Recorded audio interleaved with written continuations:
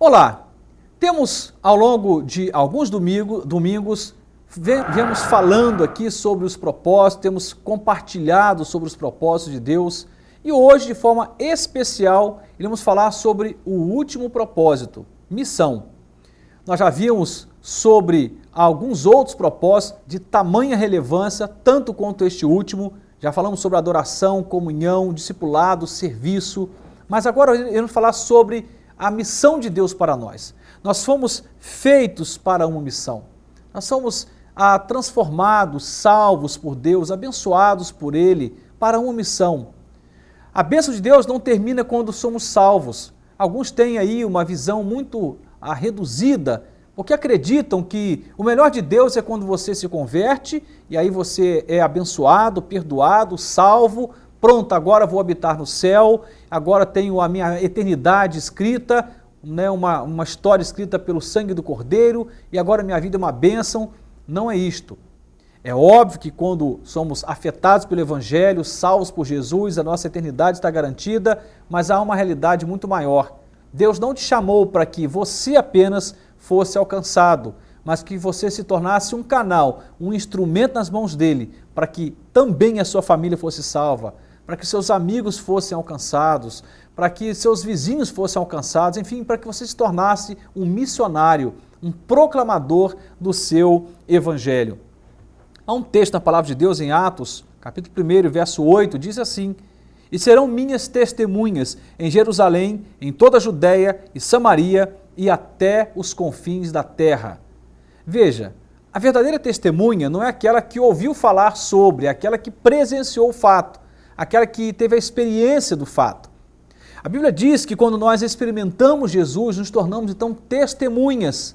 Ele vai falar de Jerusalém, Judéia, Samaria e até os confins da terra. Ou seja, do lugar mais próximo ao mais distante, nós podemos ser testemunhas de Deus e proclamar o seu evangelho, aproveitando cada oportunidade, como já diz as Escrituras, porque os dias são maus, sabendo viver com sabedoria, vivendo com entendimento e proclamando o evangelho. Em 1 de Pedro, capítulo 3, verso 15, a Bíblia diz: "Estejam sempre preparados para responder a qualquer pessoa que lhes pedir a razão da esperança que há em vocês." Olha, estejam sempre preparados, porque as pessoas vão pedir qual é a razão da sua esperança. Por que você sorri? Por que em tempos de perdas você ainda tem paz? Por que diante de tantos conflitos você consegue ter uma direção? Como que você consegue viver debaixo de pressão e ainda ter uma palavra de sabedoria? O que acontece? O que se passa na sua vida? Na verdade, a razão da nossa esperança é Cristo. A razão da nossa esperança é Jesus Cristo. É a palavra que se fez carne, é o Logos de Deus que se fez carne e habitou entre nós. É essa a razão da nossa esperança. E se temos esta razão da esperança, a Bíblia diz que eu tenho que estar preparado para compartilhá-la. Eu tenho que repartir isto. Eu sei que sentimos dores de igual forma que os demais sentem, mas quando nós temos Deus na vida, quando estamos debaixo de uma aliança com o Senhor, também temos paz, também temos alegria, mesmo em tempos de lágrimas, temos esperança, mesmo em tempos de guerra. E a palavra então nos mostra que as pessoas irão exigir de nós, irão nos perguntar e temos que ter essa disponibilidade e essa preparação para dizer: a razão é Cristo, e apontar para o Calvário, apontar para Jesus. Aliás, a nossa vida tem que apontar para Jesus. Não só o nosso discurso, mas a nossa vida tem que apontar para Jesus. Temos que ser boca de Deus, proclamadores de Deus. Temos que revelar Deus ao mundo através da nossa vida e cumprir a nossa missão. A Bíblia diz que nós faremos obras maiores que Jesus fez. É Ele mesmo quem diz que nós faremos obras maiores. Significa dizer que temos mais tempo do que Cristo teve. Ele teve 3 anos de ministério. Foi o tempo que ele apregoou a palavra, que ele anunciou as boas notícias do reino do Pai. Nós temos muito mais tempo do que isto. E nós, como igreja do Senhor, temos esta missão e não podemos negociá-la. Atos, capítulo 13, verso 36, a parte A diz assim: "Tendo, pois, Davi servido aos propósitos de Deus em sua geração." Olha que coisa tremenda. Davi, no tempo em que Deus lhe deu, na sua geração, ele cumpriu o propósito de Deus para ele, na vida dele. Nós temos uma geração que precisa ouvir do Senhor Jesus. Não adianta querer pregar fora do tempo. A Bíblia diz que na sepultura não há obra, na sepultura nada se realiza.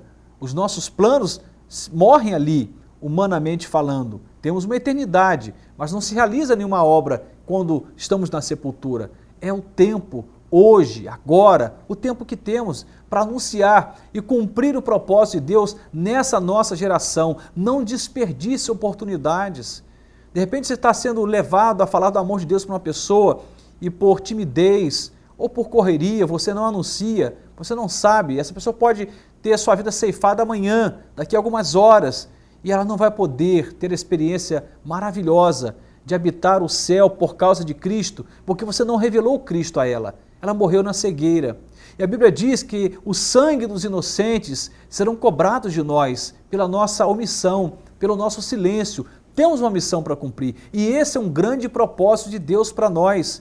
Nós não existimos só para trabalhar, ganhar dinheiro, casar, ter filhos, pagar contas. Nós também existimos, nós fomos salvos por Deus, fomos feitos por Deus também para cumprir a missão. E que missão é esta? A Bíblia deixa bem claro, a missão na verdade é anunciar a boa notícia da graça de Deus. Quando um time da gente ganha, a gente sai falando para todo mundo. Quando temos uma notícia de que vamos ter um filho, quando recebemos um aumento de salário e aquilo nos alegra, compartilhamos com as pessoas que nós amamos. Enfim, quando algo nos afeta positivamente ou negativamente, a gente anuncia. Agora, o Evangelho nos afetou de forma tremenda, nos afetou para a eternidade. Temos que compartilhar essa boa notícia de que há salvação para o pecador, que há perdão para pecados, que Cristo nos ama, que Deus preparou para nós, antes mesmo que nós imaginássemos, Ele preparou para nós uma morada no céu. Então, cumpra a sua missão. Assim como Cristo um dia disse lá no Calvário, está consumado. Ele está dizendo, a minha missão foi cumprida, Ele agora passa para mim e para você. Que eu e você possamos chegar ao final da vida e dizer, Senhor, obrigado pela oportunidade de te servir, eu também cumpri a minha missão. Que Deus nos ajude, porque na verdade uma tarefa não é uma tarefa tranquila, não é uma tarefa pequena, ela é desafiadora, porque ela na verdade encontra alguns inimigos pela frente. O primeiro inimigo, nós mesmos. É difícil romper com nossas vontades, desejos. É difícil você ter que vencer a si mesmo e tornar-se boca de Deus. Mas também temos um inimigo chamado mundo. Há uma corrupção que habita o tempo em que vivemos. É difícil romper com isto. É difícil ter que vencer o diabo e seus demônios, como diz a palavra lá em Efésios 6. Mas é possível. É possível vencer a si mesmo, é possível vencer o mundo e é possível vencer as hostes espirituais da maldade. É possível vencer tudo isso e cumprir a sua missão. Que Deus nos ajude, a todos nós, a cumprirmos essa missão. Amém.